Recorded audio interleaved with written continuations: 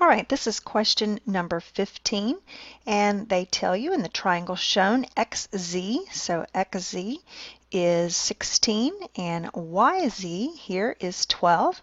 They want you to find xy. So if you notice, you've got your right symbol, right angle symbol here, so you know it's a right triangle, and so that should refresh your memory that you can use the Pythagorean theorem for this. Now the Pythagorean theorem is on your EOC formula sheet. It's a squared plus b squared is equal to c squared.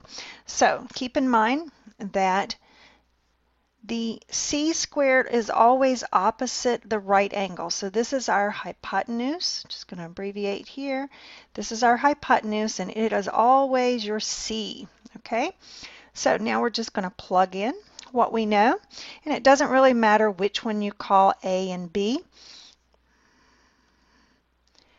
So I've got 16 squared plus 12 squared is equal to c squared. 256 plus 144, add those together, you get 400. Then keep in mind that this is c squared. We just want c, so we have to take the square root of both sides, and our hypotenuse c is equal to 20.